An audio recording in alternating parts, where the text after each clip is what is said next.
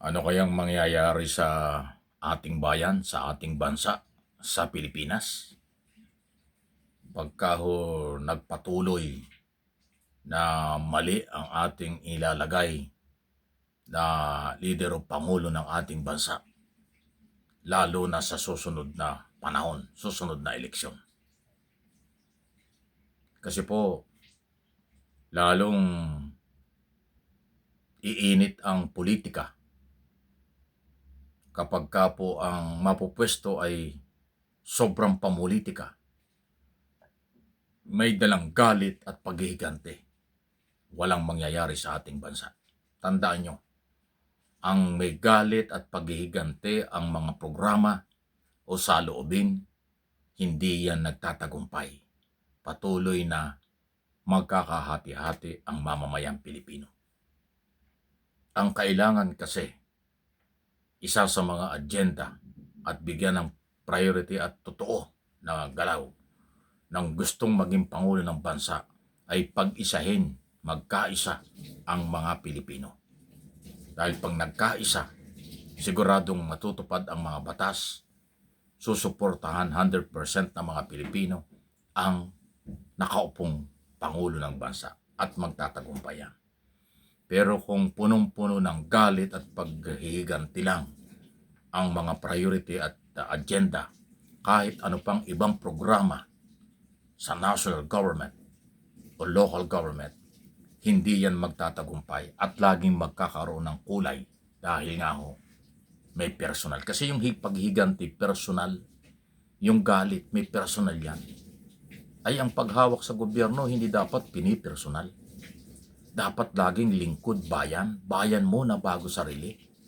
Bayan muna bago pamilya. Bayan muna sa lahat ng oras at pagkakataon. Pero pagka mayroong galit at paghihigante, laging sakana ang bayan. Maghigante muna dahil galit. Galit ako, galit sila, galit kami, maghiganti muna tayo. At pag yan po ang nangyari, saan pupulutin at anong mangyayari sa ating bansa? Magpakatotoo lang tayo. Wala tayong kakampihan dito kung hindi ang mamamayang Pilipino. From day one naman tayo ganyan. Binabansagan lang ako na akala'y ako'y tagapagtanggol ng Pangulong Marcos. Tumutulong tayo sa gobyerno kasi siya ang Pangulo. Pero personal na bagay, hindi ako ganon. Pag si Pangulong Marcos nagkamali, para sa akin mali. Hindi naman ako sasama dun sa paratang ng iba na kung ano-anong pamimersonal laban sa Pangulo. May mahirap patunayan yan. At ba't naman ako sasama sa pamimersonal? Hanggat may ginagawang gobyerno, tutulungan ako kung tama ang ginagawa. Pagkamali, sandali. Hindi ako sasama dyan. Pero hindi naman ako sasama doon sa pamimersonal ang atake dahil alam ko ang gusto nila galitin ng taong bayan para palitan ng Pangulo at iupo yung gusto nilang maging Pangulo. Hindi naman ako sasama doon. Kasi ang kapital o puhunan sa pamimersonal at sariling interes, hindi yan nagtatagumpay. At hindi yan magandang ipamamana sa mga kabataan, sa ating mga anak at magiging apo. Yun po yun sa totoo lang.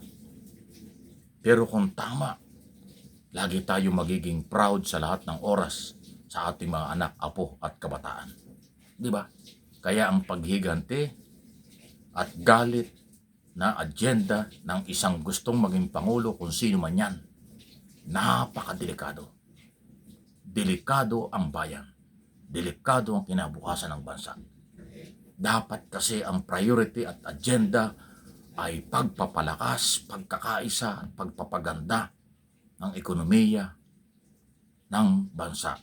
Pag maganda ang ekonomiya, dadami ang trabaho, dadami at malaya ang mga Pilipino sa kanilang paghahanap buhay.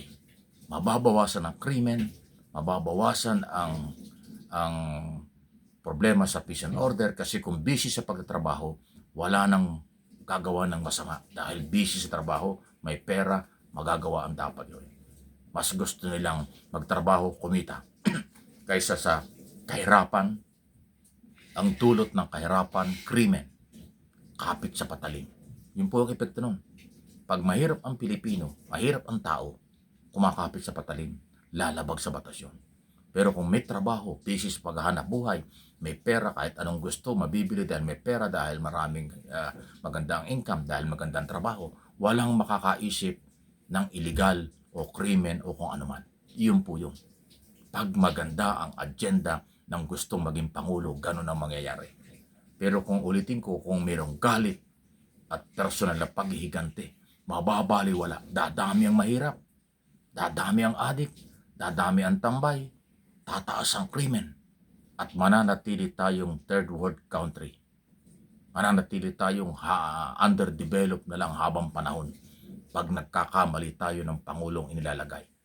Kailangan natin Pangulo ay merong totoong political will, may tapang na nasa sa lugar, huwag aabuso, huwag sobrang bait na wala rin sa lugar, tama lang. Dapat may tapang na naaayon sa batas. Pero hindi pwede yung tapang na lalabag sa batas or above the law. Hindi pwede yun.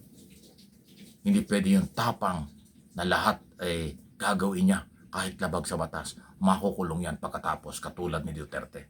Yung tapang niya lumampas sa batas. Lumabag sa batas. Ayun, kinasuhan, nakulong. Crime against humanity. Hindi tama yung ganun. Yung tapang na nakabase sa batas, tapang sa pagpapatupad ng batas ng tama, yun ang kailangan natin. Maniwala kayo. Huwag kayong padala sa propaganda. Huwag tayong papadala sa mga gimmick na punong-puno ng paghihiganti lang.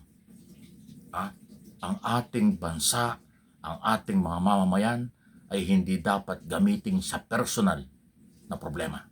Ang ating bansa at ang mamamayan dapat pangunahan na paunlarin, pangasiwaan ng matino.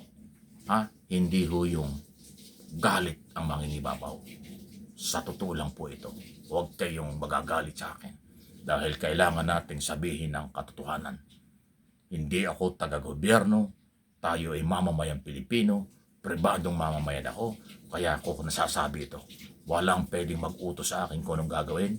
At wala rin hong pwedeng magsabi na tayo ay may kinakampihan. Kung meron silang sabing ganon, kanilang opinion yun. Pero hindi yun totoo. Hindi nyo kayang bayaran ang channel na ito. Hindi nyo kayang takutin ang channel na ito. At higit sa lahat, mananatili ito at maninindigan sa kung anong tama. Yun ang dapat nating iparating sa mamamayang Pilipino sa buong mundo. Hindi lang ho sa Pilipinas. Yan po ang totoo. Holy Week na ganyan pa rin ho ang mga topic natin. Kaya huwag tayong makalimot sa ating Panginoon. Siya ang magbibigay ng lakas, talino at gabay at tagumpay sa ating pangailangan araw-araw. Yan ang mahalaga. Please like and share.